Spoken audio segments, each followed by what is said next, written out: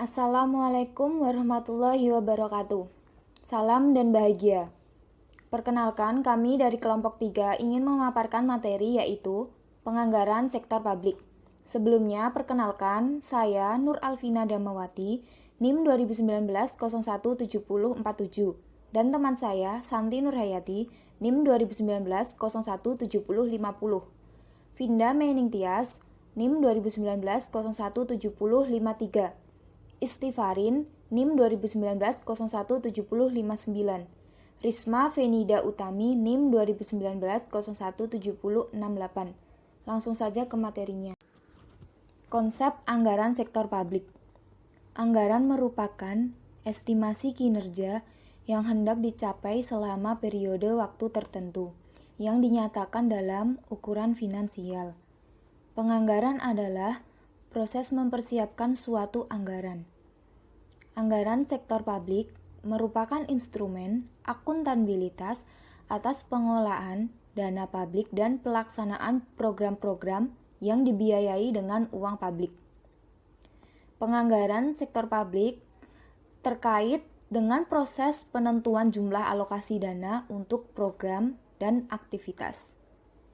Aspek-aspek yang harus tercakup dalam sektor publik meliputi: yang pertama, ada aspek perencanaan, yang kedua, aspek pengendalian, yang ketiga, aspek akuntabilitas publik. Pengertian anggaran sektor publik. Anggaran sektor publik adalah rencana kegiatan dalam bentuk perolehan pendapatan dan belanja dalam satuan moneter. Secara singkat, dapat dinyatakan bahwa anggaran sektor publik merupakan suatu rencana finansial yang menyatakan beberapa biaya atas rencana-rencana yang dibuat, pengeluaran atau belanja. Yang kedua ada beberapa banyak dan bagaimana cara memperoleh uang untuk mendanai rencana tersebut atau pendapatan. Pentingnya anggaran sektor publik. Anggaran sektor publik dibuat untuk membantu menentukan tingkat kebutuhan masyarakat seperti listrik, air bersih, kualitas kesehatan, pendidikan, dan sebagainya agar terjamin secara layak. Anggaran dan kebijakan fiskal pemerintah. Kebijakan fiskal adalah usaha yang dilakukan pemerintah untuk mempengaruhi keadaan ekonomi melalui sistem pengeluaran atau sistem perpajakan untuk mencapai tujuan tertentu. Pentingnya anggaran sektor publik. Kriteria anggaran sektor publik antara lain: yang pertama, merefleksikan perubahan prioritas kebutuhan dan keinginan masyarakat. Yang kedua, menentukan penerimaan dan pengeluaran unit-unit pemerintah, baik pusat maupun daerah. Anggaran sektor publik penting karena beberapa alasan, yaitu: pertama, anggaran merupakan alat bagi pemerintah untuk mengarahkan pembangunan sosial, ekonomi, menjamin kesinambungan, dan meningkatkan kualitas hidup masyarakat. Yang kedua, anggaran diperlukan karena adanya kebutuhan dan keinginan masyarakat yang tak terbatas atau terus berkembang, sedangkan sumber daya yang ada terbatas. Yang ketiga, anggaran diperlukan untuk meyakinkan bahwa pemerintah telah bertanggung jawab terhadap rakyat. Dalam hal ini, anggaran publik merupakan instrumen pelaksanaan akuntabilitas publik oleh lembaga-lembaga publik yang ada.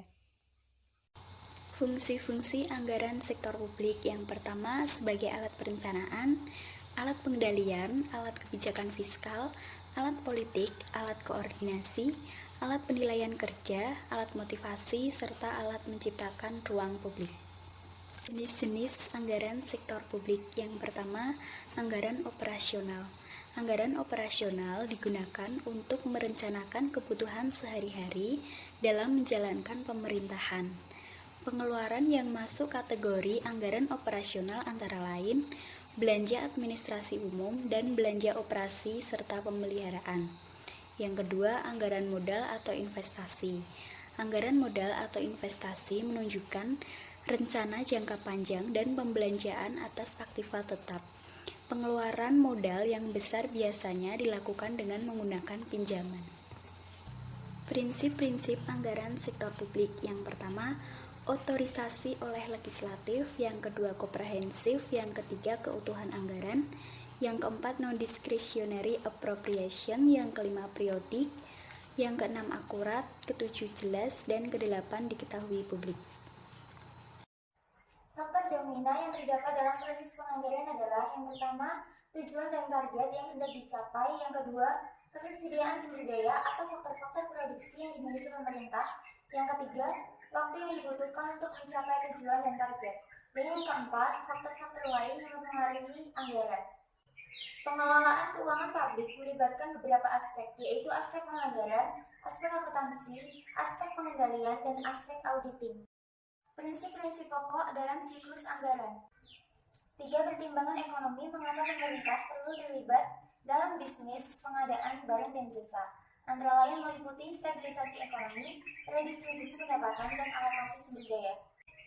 Keterkaitan ketiga hal tersebut dikarenakan pada umumnya sektor swasta hanya menyediakan market goods, sedang sektor pemerintah pada umumnya berkewajiban menyediakan pure public goods dan partial public goods.